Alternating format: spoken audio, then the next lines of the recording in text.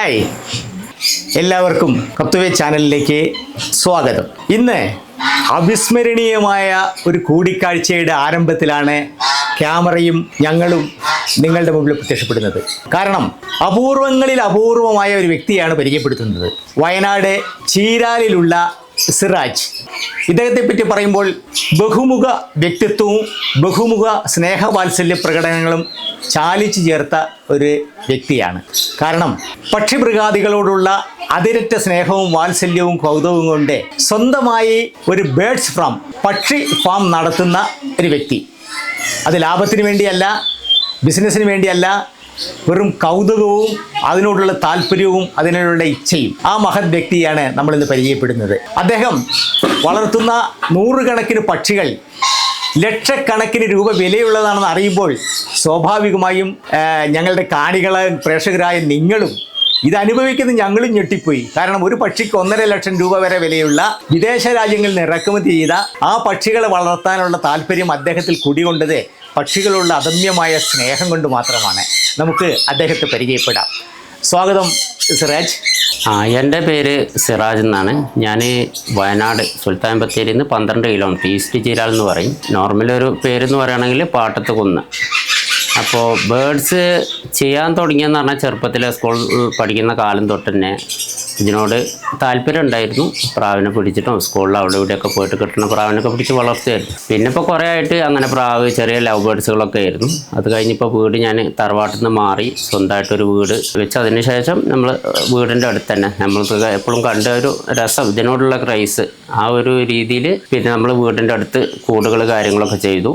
അതിൽ ഓരോരോ കിളികളെ വാങ്ങിയിട്ടു. കിളികൾക്കൊക്കെ അത്യാവശ്യം കോസ്റ്റുള്ള, അത്യാവശ്യം വില ഉള്ളതായിരുന്നു. ഇപ്പോൾ കുറച്ച് നോർമലായിട്ട് ഇപ്പോൾ കുറഞ്ഞു വിലകളൊക്കെ. അപ്പോൾ അതിലിപ്പോൾ നമ്മളതിൽ വില കൂടിയതെന്ന് പറയുന്നത് ഗ്രേ പാരറ്റാണുള്ളത് ഇപ്പോൾ. പിന്നെ അത് ആവറേജ് ഒരു പെയർ 1.5 ലക്ഷം റുപ്യ, 1.80 ആ റേറ്റിലൊക്കെ വരും പെയർ റേറ്റ് വരുന്നത്. പിന്നെ നമ്മളുള്ളത് ലോറി കിറ്റുകൾ പറഞ്ഞാൽ ബ്ലാക്ക് ക്യാപ്പ് ലോറി, അതുപോലെ Simpson lorry, red collar lorry, അങ്ങനെയുള്ള ഒരു ലോറികളാണുള്ളത്. അതിൽ ബ്ലാക്ക് ക്യാപ്പ് ലോറിക്ക് നമുക്ക് അത്യാവശ്യം കോസ്റ്റ് വരുന്നുണ്ട്. ഇപ്പോൾ പെയർ ഈ പറഞ്ഞ പോലെ 2 ലക്ഷത്തിൻ്റെ മുകളിലായിരുന്നു. ഇപ്പോൾ അത് കുറഞ്ഞ് 1.80-85 ആ റേറ്റിലൊക്കെ എത്തിപ്പോൾ. അതുപോലെ പിന്നെ സൺകൊന്നൂറുകൾ കുറച്ച് ഐറ്റംസ് ഉണ്ട്. അത് ഈ പറഞ്ഞ പോലെ നമ്മൾ സ്റ്റാർട്ടിങ്ങിൽ വാങ്ങുന്ന സമയത്ത് 52,000, പിന്നെ 40-45 ആ റേഞ്ചിലേക്ക് ഇങ്ങനെ വന്നു. അവസാനം നമ്മൾ വാങ്ങിയ ടൈമിന് 38,000 രൂപക്കാണ് വാങ്ങിയിരുന്നത്. ഒരു 5-8 പെയർ അതന്നെ ഉണ്ട്. നമ്മളൊരു പെയറിൻ്റെ റേറ്റാണ് ഇത്ര റേറ്റ് വരുന്നത്. ഇപ്പം അത് നോർമലി പറഞ്ഞാൽ വിലയിൽ കുറച്ച് ഇടിവ് വന്നുകൊണ്ട് ഈ ഒരു 20-25 രൂപ ആ റേറ്റിലാണ് ഇപ്പം നിലവിലുള്ള 20-18 ആ റേഞ്ചിൽ സൺകൊന്നൂറുകൾ ഉള്ളത്. അതേ വെറൈറ്റി തന്നെ വരുന്നതാണ് സ്മോൾ കൊന്നൂറുകൾ എന്ന് പറഞ്ഞിട്ടുള്ളത്. അതിൽ കുറേ മ്യൂട്ടേഷൻ ഉണ്ട്. പൈനാപ്പിൾ കൊന്നൂറ്, ജന്തേ കൊന്നൂറ്, പിന്നെ യെല്ലോ സൈഡ് കൊന്നൂറ്, അങ്ങനെ കുറേ വെറൈറ്റികൾ ഈ യെല്ലോ കൊന്നൂറിൽ വരുന്നുണ്ട്. പിന്നെ ഈ സണ്ണിൽ വെറൈറ്റികൾ എന്ന് പറഞ്ഞാൽ 1-2 ഐറ്റംസ് ആയിട്ടാണ് വരുന്നത്. സണ്ണിൽ കളറിൽ വ്യത്യാസമുള്ളത് ജന്തേ കൊന്നൂറ്, അതുപോലെ സൺ കൊന്നൂറ് ആ ഒരു റേഞ്ചിലാണ് വരുന്നത്. അപ്പോൾ ഇതിലോടുള്ള താല്പര്യം പൊതുവേ ചെറുപ്പത്തിലെ എല്ലാവർക്കും ഉണ്ട്. ഞങ്ങൾ 5 ആൺകുട്ടികളാണ്. പിന്നെ അതിൽ എല്ലാവർക്കും ഇതിനോടുള്ള ഒരു ചെറിയ ഇഷ്ടം അന്നും ഇന്നും ഉണ്ട്. ആരെങ്കിലും വീട്ടിൽ ചെറുത് എന്തെങ്കിലും ഇല്ലാതൊക്കെ അല്ല. അപ്പോൾ അത് ഇപ്പോൾ അങ്ങനെ കണ്ടിന്യൂ ചെയ്തു. ഇപ്പോൾ ഓരോന്ന് കിട്ടുന്നതനുസരിച്ച് നമ്മളത് കൊണ്ടുവന്ന് വെക്കും. വില കേൾക്കുമ്പോഴാണ് ആൾക്കാർ ഞെട്ടിപ്പോകുന്നത്. ഇത്രയും വില ഉള്ളത്, നിങ്ങൾക്ക് എന്താ ഇതിനോടുള്ള ഇത്ര വില കൊടുത്ത് വാങ്ങുന്ന പലരും ചോദിക്കുന്നുണ്ട്. ഒരുപാട് ആൾക്കാർ വരുന്നുണ്ട്. പിന്നെ നമ്മളൊരു ഇഷ്ടം ആ വീടിൻ്റെ മുമ്പിൽ തന്നെ വെച്ചിട്ട് ഇപ്പോൾ ഒരുപാട് പാർക്കുകളിലൊക്കെ ഇത് ഒരുപാട് സ്വാഭാവികമായിട്ട് കണ്ടമാന പാർക്കുകളിൽ ഇപ്പോൾ വരുന്നുണ്ട്. വയനാട്ടിൽ തന്നെ കുറേ ഏരിയകൾ വന്നു തുടങ്ങി. പിന്നെ വീട്ടിൽ ഇത്ര വലിയ കൂട് വെച്ചിട്ട് ആരും ചെയ്യുന്നുണ്ടെന്ന് എനിക്ക് തോന്നുന്നില്ല.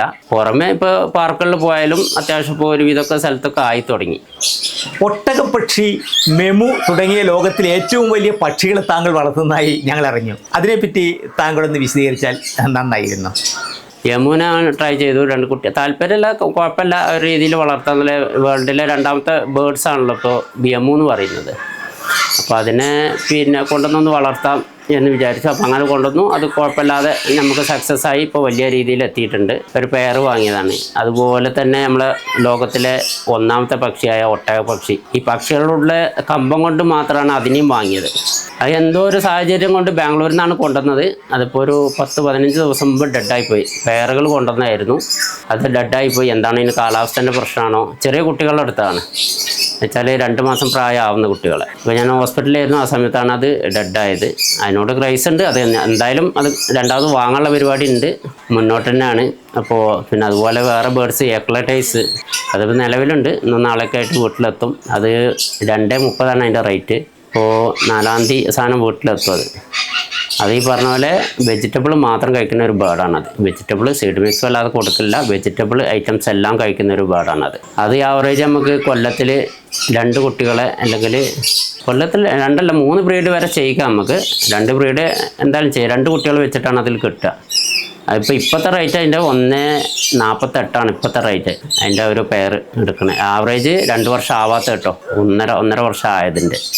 അത് ബേർഡും ഇപ്പോൾ നാളെ വീട്ടിലെത്തും, നാളെല്ലാം മറ്റന്നാൾ വീട്ടിലെത്തും. അങ്ങനെ കുറച്ച് പിന്നെ ബേർഡ്സുകൾ. അതുപോലെ നമ്മൾ ആഫ്രിക്കൻ കിളികൾ, ചെറിയ വില കുറഞ്ഞ ആഫ്രിക്കൻ ബേർഡ്സിൽ ചെറിയ പീച്ചുകൾ, ഫിഷറുകൾ, ഒപ്ലൈനുകൾ, അങ്ങനെയുള്ള വെറൈറ്റികൾ കുറച്ച് ഫിഷറിലുണ്ട്. അതിൽ ആൽബിനോ ഉണ്ട്, ഒപ്ലൈനുകൾ വെറൈറ്റി ഉണ്ട്, പവർ ബ്ലൂ എന്ന് പറഞ്ഞ ഫിഷറിലുണ്ട്. പിന്നെ അതിൽ ഫിഷറിൽ കണ്ടു കഴിഞ്ഞാൽ ഒരേപോലെ ആയിരിക്കും ഫിഷറും പീച്ചും. അതിൽ വ്യത്യാസം എന്ന് പറഞ്ഞാൽ ഫിഷറും പീച്ചുമായിട്ട് നമ്മൾ പെയർ ചെയ്യിക്കാൻ പാടില്ല, അത് മ്യൂളായി പോകും കുട്ടികൾ. ഭാവിയിൽ പിന്നെ നമുക്കതിന്ന് പിന്നെ ജനറേഷൻ ഉണ്ടാക്കാൻ കഴിയില്ല. അപ്പോൾ അതിറ്റുള്ള സെപ്പറേറ്റ് ഇട്ടിട്ട് തന്നെ വളർത്തണം. ഇവർ പെയറാവും, മുട്ടയിടും, ചിലപ്പോൾ കുട്ടികളും ഉണ്ടാവും. പക്ഷേ ജനറേഷൻ പുതിയത് കിട്ടില്ല, മ്യൂളായിരിക്കും. ഒന്നല്ലാത്തൊരു ഒരു രൂപമല്ലാത്തൊരു കിളികൾ. കാണാൻ രസമുണ്ടാവും, പുള്ളി അവിടെ ഇവിടെയൊക്കെ ആയിട്ട്. ജനറേഷൻ കൊണ്ടുവരക്കാൻ പാടില്ല. അതിൽ മാറ്റേണ്ട കാര്യങ്ങൾ അത് മാത്രമാണ് ഈ ആഫ്രിക്കൻ ബേർഡ്സിൽ. അത് നമ്മളെപ്പോഴും നോക്കണം. അതുപോലെ ഫിഷർ, പിന്നെ മാസ്ക് എന്ന് പറഞ്ഞ വെറൈറ്റി ആയി തന്നെ ഉണ്ട്. അത് ചെയ്യുമ്പോൾ അത് 2 ബ്രീഡായ കുഴപ്പമില്ല. ഹൈബ്രിഡ് കുട്ടികളാണ് ഇറങ്ങുക അതിൽ. ഹൈബ്രിഡ് കുട്ടികൾ അത് കുഴപ്പമില്ല, പെയർ വെച്ചാലും ജനറേഷൻ കണ്ടിന്യൂ കിട്ടും. ഇതിൽ ബ്രീഡ് ചെയ്യിക്കാൻ പറ്റാത്തതാണ് പീച്ച്, ഫിഷർ, പീച്ച്, മാസ്ക് എന്നുള്ള വെറൈറ്റികൾ. സിറാജ്, താങ്കളുടെ വിശദീകരണം കേട്ടപ്പോൾ തന്നെ ഒരു വിസ്മയ ലോകത്തെത്തിച്ചേർന്ന പ്രതീതിയാണ് ഞങ്ങൾക്ക് തോന്നുന്നത്.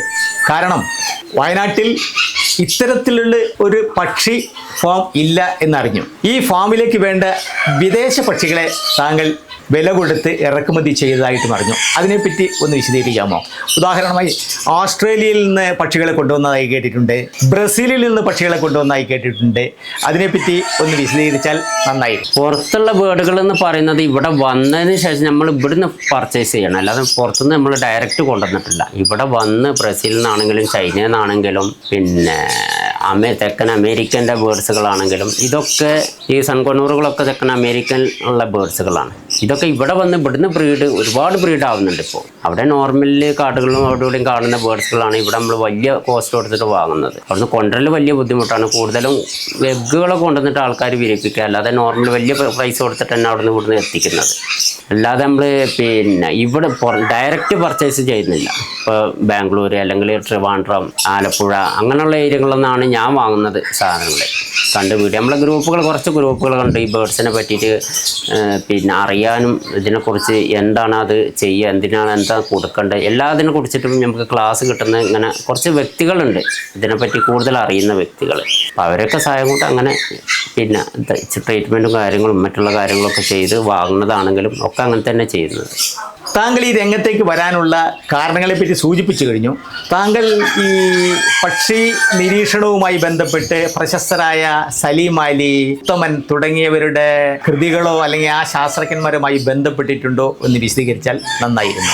ഇല്ല, ഇതുവരെ പിന്നെ നമുക്ക് അങ്ങനെ പുറത്തുനിന്നുള്ള ഒരു വലിയ അങ്ങനെ ശാസ്ത്രജ്ഞന്മാർ ആ ഒരു വകുപ്പിൽ നമ്മളില്ല. നമുക്ക് ഇതിൻ്റെതായിട്ടുള്ള കുറച്ച് ഗ്രൂപ്പുകളുണ്ട് ബേർഡ്സിനെ പറ്റി സംബന്ധമായിട്ടുള്ള അതിൻ്റെ ചികിത്സാ രീതികൾ അതിനെ പറ്റിയിട്ട് കൂടുതൽ അറിയുന്നത്. പിന്നെ നമുക്ക് വയനാട്ടിൽ എന്ന് പറഞ്ഞാൽ വൈത്തിരിയാണ്. വൈത്തിരി ഒരുവിധം പുറത്തുള്ള ആൾക്കാരൊക്കെ വരുന്നുണ്ട്. മെയിൻ സർജറി കാര്യങ്ങൾ എന്തെങ്കിലും ഇൻഫെക്ഷനോ കാര്യങ്ങളോ വന്നിട്ടുണ്ടെങ്കിൽ അതിനെ ട്രീറ്റ് ചെയ്യാനും ഒക്കെ കൂടുതൽ വൈത്തിരിയാണ് അവരെ കൊണ്ടുപോകുന്നത്. ഇപ്പോൾ ഒരു ബേർഡ്സ് നമ്മൾ തൂങ്ങി നിൽക്കുക അല്ലെങ്കിൽ അതിനെന്തെങ്കിലും ഒരു വയ്യായി ഉണ്ടെങ്കിൽ നമുക്ക് നോട്ടത്തിൽ മനസ്സിലാക്കാനില്ല, പല കാരണം കൊണ്ടും അത് വരാം.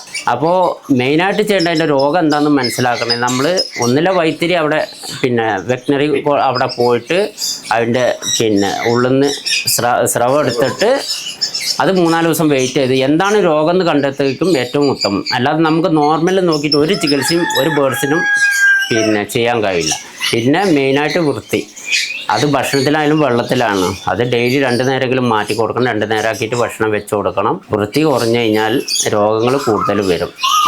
രോഗം വരാതെ നോക്കുക. അതുപോലെ ഡിവാമിങ് മസ്റ്റായിട്ട് ചെയ്യണം. വിര കളയൽ അത് നമ്മൾ മരുന്ന് കൊടുക്കും. ഞാനിപ്പോൾ കൊടുക്കുന്നത് മോക്സിവിറ്റ് എന്ന് പറഞ്ഞാൽ ലാസ്റ്റ് ഇറങ്ങിയ ഒരു മെഡിസിനാണ് കൊടുക്കുന്നത്.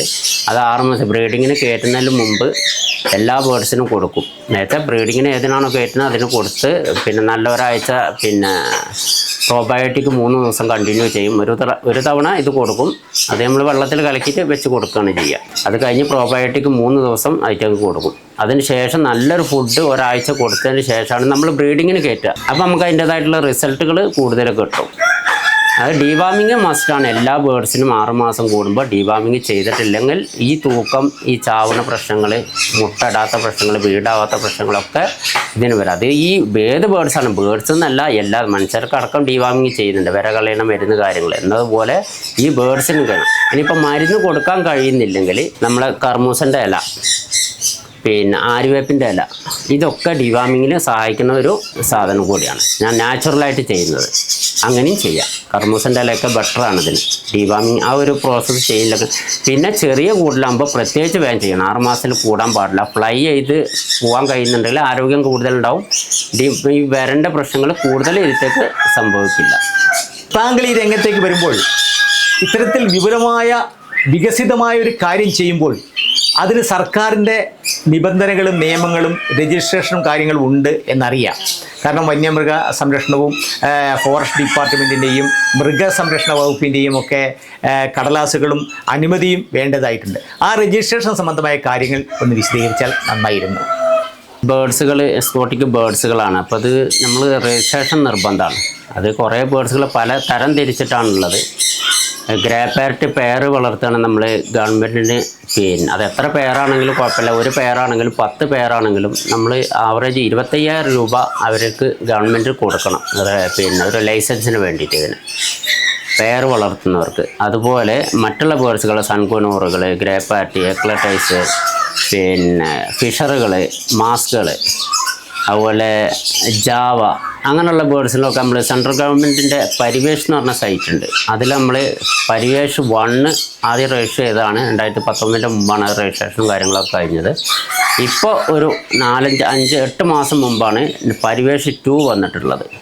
അതിൽ എല്ലാവരും ഉള്ള അവരുടെ ബേർഡ്സിൻ്റെ ഫോട്ടോസ് കാര്യങ്ങളൊക്കെ അപ്ലോഡ് ചെയ്തിട്ട് അവരുടെ സൈറ്റിൽ നമ്മൾ സെൻട്രൽ ഗവൺമെൻറ്റിൻ്റെ പേരിൽ അതിൽ നമ്മൾ 1000 റുപ്യ ചലാൻ കെട്ടിയിട്ടുണ്ട്. ഇപ്പോൾ തുടർ അന്വേഷണം വന്നിട്ടില്ല.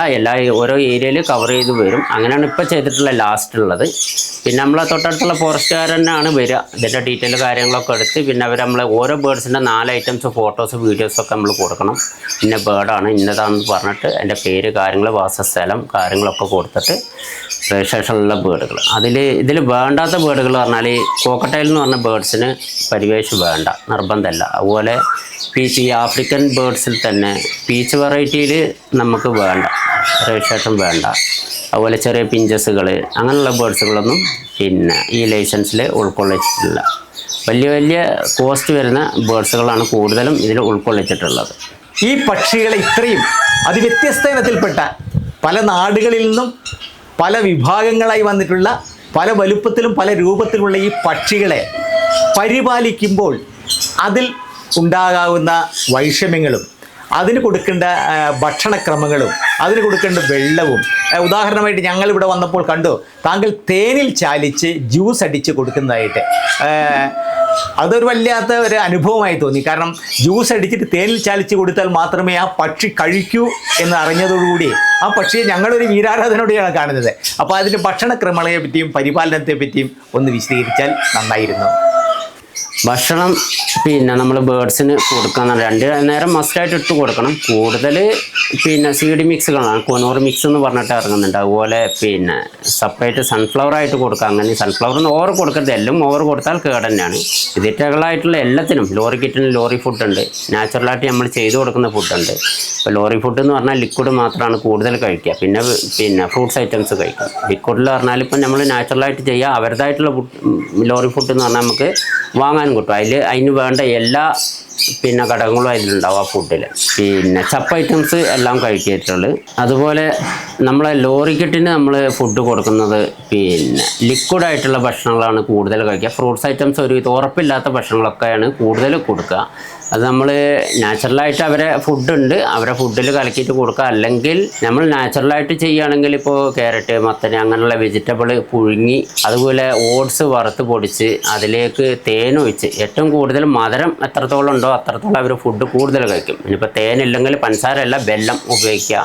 അങ്ങനെയൊക്കെയാണ് നമ്മൾ അതിന് തീറ്റ കൊടുക്കണം. പിന്നെ അതിൻ്റേതായിട്ടുള്ള ലോറി ഫുഡ് വേറെ ഉണ്ട്. എല്ലാവിധ വിറ്റാമിനും അതിൻ്റെ വേണ്ട സാധനങ്ങളൊക്കെ അടങ്ങിയിട്ടുള്ള ലോറി ഫുഡുകൾ അതും കൊടുക്കണം. ഇതല്ലാതെ താങ്കൾ പെസൻറ്റുകൾ വളർത്തുന്നതായിട്ടും അതിന് വിപുലമായ ഒരു ശുശ്രൂഷ ക്രമം ഉള്ളതായിട്ട് അറിഞ്ഞു. അതിനെപ്പറ്റി ഒന്ന് വിശദീകരിച്ചാൽ നന്നായിരുന്നു. പിന്നെ വേറെ എന്തൊക്കെ വളർത്താമെന്ന് ചോദിച്ചാൽ ഫെസൻറ്റുകളിൽ നമുക്ക് സിൽവർ ഫെസൻ്റ് ഉണ്ട്, അതുപോലെ ഡീ ബ്ലൂ ഫെസൻ്റ് ഉണ്ട്, ഗോൾഡൻ ഫെസൻ്റ് ഉണ്ട്, ലേഡി ആമസ്റ്റ് ഉണ്ട്. ഇത്ര ഫെസൻ്റ് ഇപ്പോൾ എൻ്റെ കയ്യിലുണ്ട്. ഇപ്പോൾ കുറേ ഉണ്ടായിരുന്നു, ഇപ്പോൾ കുറച്ച് നാട്ടിലേക്ക് കയറ്റി വിട്ടിട്ടുണ്ട്. നോക്കാനുള്ള ബുദ്ധിമുട്ടുകൊണ്ട് പിന്നെ നാട്ടിലേക്ക് കയറ്റി വിട്ടിട്ടുണ്ട്. പിന്നെ അതിട്ടുള്ള ഫുഡ് എന്ന് പറഞ്ഞാൽ ചോളനുറുക്ക്, ഈ ഗോൾഡൻ ഫെസന് കൊടുക്കുന്ന ചോളനുറുക്ക്, അതുപോലെ പിന്നെ ലെയർ മുട്ടയൊക്കെ ഇടാനാകുമ്പോൾ നമ്മൾ ലെയർ മാഷ് എന്ന് പറഞ്ഞിട്ടുള്ള ഒരു ഇതാണ് കൊടുക്കുക. അത് കൊടുക്കണം. ആ സമയത്ത് കൊടുത്തില്ല മുട്ട ഇടുന്നത് നമുക്ക് ഡിലേ വരും. ഇതിട്ടുള്ള മുട്ട ഇടുന്ന രീതി എന്ന് പറഞ്ഞാൽ ഒരു വർഷം കഴിഞ്ഞാൽ, ഒരു കുട്ടി ചിക്കിറങ്ങി ഒരു വർഷം കഴിഞ്ഞാൽ അവർ എഗ്ഗിങ് സ്റ്റാർട്ട് ചെയ്യും. അത് ചിലപ്പോൾ 40 മുട്ട വരെ ഇടാം. 40-60 മുട്ട വരെ നമുക്ക് കിട്ടിയിട്ടുണ്ട്. പിന്നെ ഫുഡുകൾ ഇതാണ് കൊടുക്കുന്നത്: ലെയർ മാഷ്, അതുപോലെ ചോളനുറുക്ക്. പിന്നെ മറ്റുള്ള ഏത് സാധനം കൊടുത്താൽ ചോറ് കൊടുക്കില്ല. ഒരു ബേർഡ്സിനും ചോറ് അങ്ങനത്തെ കാര്യങ്ങളൊന്നും കൊടുക്കില്ല. നെല്ല് ചിലപ്പോൾ മിക്സ് ചെയ്ത് കൊടുക്കും. അതാണ് സിൽവർ, ഗോൾഡ് അങ്ങനെയുള്ള ഇതിൻ്റെ ഫുഡ് രീതികൾ. പിന്നെ ഗോൾഡൻ ഫെസൻറ്റുകളിൽ നമ്മൾ മുട്ട വെച്ച് കഴിഞ്ഞാൽ ചിലപ്പോൾ നമുക്ക് പകുതി കുട്ടികളെ കിട്ടുള്ളൂ. 40 മുട്ട ഇടണം, അല്ലെങ്കിൽ ഒരു 20 എണ്ണമൊക്കെ പിന്നെ കിട്ടുക. കൂടുതൽ നമ്മൾ ശ്രദ്ധ കൊടുക്കുകയാണെങ്കിൽ ചിലപ്പോൾ ആഴ്ചയാവുന്ന മുട്ടകൾ ഫസ്റ്റിൽ നമുക്ക് കിട്ടുകയാണെങ്കിൽ മൊത്തത്തിൽ മുട്ട ഉണ്ടാകും. പിന്നെ നമ്മൾ എത്ര കെയർ ചെയ്യണോ ആ അനുസരിച്ചാണ് നമ്മൾ മിഷനിലാണ് വെക്കുന്നത്. അപ്പോൾ അതിൽ വെള്ളത്തിൻ്റെ കുറവ് വന്നു കഴിഞ്ഞാൽ വിരിയാൻ, ഇമ്മ്യൂണിറ്റി പവർ കുറയുന്നതുകൊണ്ട് വിരിയാൻ സാധ്യത കുറവാണ്. അപ്പോൾ അത് കറക്റ്റ് ചെക്ക് ചെയ്ത് പോവുകയാണെങ്കിൽ ഹാച്ചായ മുട്ടകളൊക്കെ നമുക്ക് കുട്ടികളെ എടുത്ത് പുറത്തേക്ക് എടുക്കാൻ കഴിയും. പിന്നെ നമ്മളെ കാലാവസ്ഥ വലിയൊരു പ്രശ്നമാണ് വയനാട്ടിൽ. കുട്ടികളെ കിട്ടാൻ വലിയൊരു ബുദ്ധിമുട്ടാണ്. അത്രയും കെയർ ചെയ്താലും മാത്രമേ കുട്ടികളെ നമുക്ക് പുറത്തെടുക്കാൻ കഴിയുള്ളൂ. താങ്കളുടെ ഈ വിശാലമായ ഈ കൃഷിയിടത്തിൽ 2 കുളങ്ങളുള്ളതായും ആ കുളങ്ങളിൽ മണിത്താറാവുകളെ വളർത്തുന്നതായും അറിഞ്ഞു. അതിനെപ്പറ്റി ഒന്ന് വിശദീകരിച്ചാൽ നന്നായിരുന്നു. കുറച്ച് മണിത്താറാവ്, താറാവ് ഗോസ്, പിന്നെ ഇതൊക്കെ ഉണ്ട്. ഇത് പിന്നെ നമ്മൾ അടുത്തെടുത്തതാണ്. ഇപ്പോൾ അതിൻ്റെ കുളവും കാര്യങ്ങളൊക്കെ ഉണ്ട്. അതിൽ മീൻ കാര്യങ്ങളൊക്കെ ഉണ്ട്. അപ്പോൾ ഏതായാലും അതിൽ മീനുകൾക്കൊരു ഗുണവും വെള്ളത്തിൻ്റെ ഒരു അനക്കവും ഇതൊക്കെ വരുമ്പോൾ അപ്പോൾ അതിനു വേണ്ടി അങ്ങനെ ഇട്ടതാണ്. പിന്നെ മണിത്താറാവും ഈ ഗോസ് ഇതൊക്കെ ഫ്ലൈ ഡക്ക് കാര്യങ്ങളൊക്കെ ആയിട്ട്. പിന്നെ കുറച്ച് മീനുകളുണ്ട്, വാള, പിലോപ്പി അങ്ങനെയുള്ള മീനുകൾ കുറച്ചുണ്ട്. ഇപ്പോൾ ഒരു കുളം റെഡിയാക്കി സെറ്റാക്കിയിട്ടുണ്ട്. ഇപ്പോൾ അടുത്തത് അതിൽ കുറച്ച് കരിമീനും കാര്യങ്ങളൊക്കെ ഇടാൻ. പിന്നെ അതുപോലെ നമ്മളെ ഫാൻസി മീനുകളുണ്ടായിരുന്നു, നമ്മളെ കോഴിക്കാർപ്പ് അങ്ങനെയുള്ള ഐറ്റംസൊക്കെ. ഇപ്പോൾ വലിയൊരു ടാങ്ക് പിടുത്തുന്ന വീടിൻ്റെ ഫ്രണ്ടിൽ തന്നെ വെച്ചിരുന്നു. ഏതോ ഒരു ദിവസം കൂടെ ഒരു 10-20,000 റുപ്യൻ്റെ മീൻ കംപ്ലീറ്റ് ചത്തുപോയി. കാരണം എന്താണെന്നറിയില്ല, ആരെന്തോ കൊണ്ടിട്ടോ എന്നുള്ള അറിയില്ല, സോപ്പ് പൊടി എന്തോന്നുള്ളത്. അങ്ങനെ അത് പൊളിച്ച് ഒഴിവാക്കി അതിൽ ബാക്കിയുള്ള മീനിനെ കുളത്ത് കൊണ്ടിടരുത്. എല്ലാം അത്യാവശ്യം വലിപ്പമുള്ള മീനായിരുന്നു, കോഴിക്കാർപ്പുകൾ അങ്ങനെയുള്ളത്. പിന്നെ ഒട്ടകപ്പക്ഷി നമ്മളതിൽ ആഗ്രഹം കൊണ്ട് വാങ്ങിയ, ലോകത്തിലെ ഏതായാലും ബേർഡ്സുകളൊക്കെ വളർത്തുന്നത്. അപ്പോൾ ലോകത്തിലെ വലിയ ബേർഡ്സ് തന്നെ അല്ല പക്ഷികളിൽ പിന്നെ ഒട്ടകപ്പക്ഷി അതൊന്ന് വാങ്ങാന്നുള്ള നല്ല ആഗ്രഹത്തോടെ വാങ്ങിയായിരുന്നു. 2 മാസം മുമ്പാണ് വാങ്ങിയത്. പക്ഷേ ഞാൻ ഹോസ്പിറ്റലിലായ സമയത്ത് എന്താണെന്നറിയില്ല, ഫുഡിൽ വന്നതാണോ എന്തെങ്കിലും ചങ്കൽ കുടുങ്ങിയതാണെന്നുള്ള നമുക്കറിയില്ല. അപ്പോൾ അത് ഡെഡായിപ്പോയി. ഇനി രോഗം വന്നതാണോ, അവിടുന്ന് വരുമ്പോൾ രോഗമുണ്ടോ നമ്മൾ ചെക്ക് ചെയ്തിട്ടില്ല. അപ്പോൾ ആ ഒരു പോയൊരു വിഷമം അത് മനസ്സിലുണ്ട് ഇപ്പോഴും. അപ്പോൾ അതിനെ ഒന്നുകൂടി വാങ്ങാനുള്ള പരിപാടി ഉണ്ട്. എന്തായാലും 2-3 മാസം കഴിഞ്ഞാൽ അത് രണ്ടാമത് വാങ്ങാനുള്ള പരിപാടി ഉണ്ട്. അതേപോലെ ചെറിയൊരു കുട്ടീനെ കൊണ്ടുവന്നാണ് നമ്മൾ യമു. അപ്പോൾ അത്യാവശ്യം വലുത്, നിങ്ങൾക്ക് വീഡിയോ കാണാം, അത്യാവശ്യം വലുതായി. ഇപ്പോൾ 1.5 വർഷം ഏകദേശം ഒരു 5 മാസം 6 മാസം കഴിഞ്ഞാൽ എഗ്ഗ് ചെയ്യും. ഏകദേശം അതിൻ്റെ ഒരു ഗ്രീൻ മുട്ടയാണ് വരിക. 900 ഗ്രാമോളം ഒരു മുട്ടൻ്റെ വെയിറ്റ് വരും. സിറാജ്, താങ്കൾ ഈ പക്ഷികളെ വളർത്തുകയും അതിൻ്റെ മുട്ടയിൽ നിന്ന് പുതിയ ജനറേഷനെ ഉൽപ്പാദിപ്പിക്കുകയും ഇവ തമ്മിൽ ഇണചേരാനുള്ള ആ സംസർഗ രീതികളും ഉണ്ടാകുമല്ലോ. ബ്രീഡിങ്ങിനെ പറ്റി, ഉൽപ്പാദനത്തെപ്പറ്റി, മുട്ടകളെപ്പറ്റി, മുട്ടയുടെ വലുപ്പത്തെപ്പറ്റി ഒക്കെ ഒന്ന് വിശദീകരിച്ചാൽ നന്നായിരുന്നു. മുട്ട നമ്മൾ വിരിയിപ്പിക്കുന്നതെന്ന് പറഞ്ഞാൽ ദിറ്റകൾ മുട്ട ഡെയിലി ഇടില്ല. ഗോൾഡൻ ഫെസൻറ്റിൻ്റെ സിൽവർ ഈ ഫെസൻ്റ് ഐറ്റംസൊക്കെ 3 ദിവസം ഇടപെട്ടാണ് എഗ്ഗ് ചെയ്യുക. അപ്പോൾ നമുക്ക് അതിറ്റങ്ങൾക്ക് അത് സ്വന്തമായിട്ട് ഇരിക്കും ചെയ്യും. പക്ഷെ നമ്മൾ ആ മുട്ട ഒന്നില്ല ഫീസറിൽ 20 ദിവസമൊക്കെ വെച്ചിട്ട് ഫീസറിൽ നിന്ന് ഒരു ദിവസം മാറ്റി വെച്ചിട്ട് ഒന്നിച്ച് വെച്ച് കൊടുക്കുക ചെയ്യുക. അല്ലെങ്കിൽ നമ്മൾ ഇൻക്യുബേറ്ററിൽ വിരിയിപ്പിക്കുക. ഞാൻ അങ്ങനെ ഇൻക്യുബേറ്ററിലാണ് വിരിയിപ്പിക്കൽ. ഇപ്പം മുട്ട വെച്ചിട്ടുണ്ട് നിങ്ങൾക്ക് കാണാം. പിന്നെ 25 ദിവസം 24 ദിവസം വിരിയാൻ വേണ്ടി വരിക. ഈ സിൽവർ ഫസൻ്റ് ഐറ്റംസിൻ്റെ എല്ലാ മുട്ടകളും എല്ലാതും 3 ദിവസം അല്ല 4 ദിവസം ഗ്യാപ്പ് ഇട്ടിട്ടാണ് ഓരോ മുട്ട ഇടുക. പിന്നെ നമ്മൾ ഈ ബേഡ്സുകൾ, ആഫ്രിക്കൻ ബേഡ്സുകൾ, ഏത് ബേഡ്സ് ആണെങ്കിലും നമുക്ക് കുട്ടികളെ കണ്ണ് തുറക്കുന്നതിന് മുമ്പ് വേണമെങ്കിലും എടുക്കാം, മാനിഫെക്ട് ചെയ്യാം. ഇപ്പോൾ ഓരോന്നിലും 4 കുട്ടികൾ, 5 കുട്ടികൾ, 3 കുട്ടികൾ, 2 കുട്ടികൾ, വില കൂടുന്നതനുസരിച്ച് ബേഡ്സിൻ്റെ കുട്ടികളുടെ എണ്ണം കുറയും ചെയ്യും. അത് നമുക്ക് കണ്ണ് തുറക്കുന്നതിന് മുമ്പ് എടുത്ത് പിന്നെ നമ്മൾ A90 എന്ന് പറഞ്ഞൊരു ഫുഡാണ് കൊടുക്കുന്നുള്ളത്. കമ്പനി ഇമ്പോർട്ടൻ്റ് ആയിട്ടുള്ളൊരു ഫുഡാണ്. അതിലെല്ലാ അതിറ്റേക്കും വേണ്ട പെട്ടെന്ന് ഫെദർ വരാനുള്ള എല്ലാ ഇതും അതിലുണ്ടാവും ഒരു പിന്നെ പൗഡറിൽ. അത് നമ്മൾ ഇളം ചൂടിൽ ഒരു 30-37 ഡിഗ്രി ആ ചൂടിൽ കലക്കിയിട്ടാണ് അതിറ്റങ്ങ് ബേഡ്സിന് ഫീഡ് ചെയ്യുക. അത് ബേഡ്സിന് നമ്മൾ എടുക്കുമ്പോൾ 3 തവണ എന്തായാലും ഫീഡ് ചെയ്യണം. അതൊരു ബേഡ്സിൻ്റെ വലിപ്പം അനുസരിച്ചാണ് 10 മില്ലി 20 മില്ലി ആ ബേഡ്സിൻ്റെ വലിപ്പം അനുസരിച്ചാണ് നമ്മൾ സിറിഞ്ചിലാക്കിയിട്ട് കൊടുക്കുന്നത്, മില്ലി കണക്കാക്കിയിട്ട്. സിറാജ്, വിപുലമായ ഒരു തോട്ടത്തിൻ്റെ നടുവിലാണ് താങ്കളുടെ വീടും ഈ ഫാമും ഉള്ളത്. ഈ വിശാലമായ കൃഷിയിടത്തിൽ മറ്റനേകം കൃഷിവിളകൾ ഞങ്ങൾ കണ്ടു. മനോഹരമായ വാഴത്തോട്ടം, പൈനാപ്പിൾ, ഫാഷൻ ഫ്രൂട്ട്, മത്സ്യ വളർത്തൽ തുടങ്ങിയവയെല്ലാം കണ്ടപ്പോൾ ഞങ്ങൾക്ക് തന്നെ വളരെ രോമാഞ്ചവും കൗതുകവും അതിശയവും ഉണ്ടായി. ആ മറ്റ് കൃഷിരീതികളും അതിൻ്റെ അനുബന്ധ കാര്യങ്ങളെപ്പറ്റിയും ഒന്ന് വിശദീകരിച്ചാൽ നന്നായിരുന്നു. അതിൽ പിന്നെ നമ്മളെ സ്ഥലത്ത് എന്ന് പറഞ്ഞാൽ കൃഷി ചെയ്യുന്നതൊക്കെ ഉപ്പന്നെ. എല്ലാ ഉപ്പയും ഉമ്മയും വൈഫും അവർ തന്നെയാണ് കൂടുതൽ. കൃഷിയിൽ ഉപ്പ തന്നെയാണ് ഇപ്പോൾ അന്നും ഇന്നും. വാഴയായിട്ട് ഓരോന്ന് കഴിയുമ്പോൾ വാഴ, ഫാഷൻ ഫ്രൂട്ട്, അങ്ങനെ മാങ്ങ, അങ്ങനെയുള്ള ഐറ്റംസുകളൊക്കെ, പയർ, നമ്മൾ അത്യാവശ്യമുള്ള ചീരകൾ കാര്യങ്ങളൊക്കെ ഉപ്പ തന്നെയാണ് മൊത്തത്തിൽ ചെയ്യൽ. ഞങ്ങളെ വീട് 5 വീടും അടുത്തടുത്ത് തന്നെയാണ്. പിന്നെ കൃഷിയിൽ തന്നെയാണ് വാപ്പ തന്നെയാണ് മുൻഗണന കൃഷിയിൽ നിൽക്കുന്നത്. നമുക്കതിൻ്റെ സമയമില്ലാത്തതുകൊണ്ട് പിന്നെ അതിന് നിൽക്കലില്ല. വാപ്പ തന്നെയാണ് കൂടുതൽ കൃഷി കാര്യങ്ങളിലൊക്കെ മുൻപന്തിയിൽ. സിറാജ്, ഇത്രയും വിപുലമായ രീതിയിൽ ഇത്രയും സാമ്പത്തിക ബാധ്യത വരുന്ന ഈ ഒരു ഉദ്യമത്തിന് ഇറങ്ങി പുറപ്പെടുമ്പോൾ താങ്കളുടെ കുടുംബം, താങ്കളുടെ ഭാര്യ, കുട്ടികൾ, അച്ഛൻ, അമ്മ എല്ലാവരും എങ്ങനെയാണ് താങ്കളെ സമീപിക്കുന്നത്? പിന്നെ എൻ്റെ ഫാമിലി എന്ന് പറയുന്നത് ഞാൻ, പിന്നെ വൈഫ്, അതുപോലെ മോന് പിന്നെ 11 വയസ്സായി, മോക്ക് 6 വയസ്സ്, പിന്നെ ചെറിയ മോളുള്ളത് പിന്നെ 1 വയസ്സാവാനായി. ഈ മാസം ലാസ്റ്റ് 19 ആയി കഴിഞ്ഞാൽ 1 വയസ്സും ചെറിയ. അങ്ങനെ 3 കുട്ടികളാണ് എനിക്കുള്ളത്. അവിസ്മരണീയവും വിഭ്രാത്മകമായ ഒരു ലോകത്തെത്തിയ പ്രതീതിയാണ് ഈ പക്ഷികളെല്ലാം കണ്ടപ്പോൾ തോന്നിയത്. ഇത്ര വർണ്ണ മനോഹരമായ ഒരു വർണ്ണപ്രപഞ്ചമൊരുക്കി ഈ പക്ഷി ഫാമിൽ നിന്ന് ഇത്രയും അനുഭവങ്ങൾ ജീവിതത്തിൽ ആദ്യമായിട്ടാണ് എനിക്ക് കിട്ടുന്നത്. ഇത്രയും വിഭവസമൃദ്ധമായ ഒരു പക്ഷി സങ്കേതം പരിപാലിക്കുന്ന താങ്കൾ എന്തുകൊണ്ടും അഭിനന്ദനാർഹമാണ്. താങ്കളെ ഈ കാര്യത്തിൽ ഹൃദയംഗമായി അഭിനന്ദിക്കാതിരിക്കാൻ വയ്യ. എല്ലാവർക്കും വേണ്ടി താങ്കളെ ഞങ്ങൾ ഹൃദയംഗമായി അഭിനന്ദിക്കുന്നു. Thank you. മറ്റൊരു വിഷയവുമായി വരുന്നവരെ ഞങ്ങൾ തൽക്കാലം വിടവാകുന്നു. നന്ദി.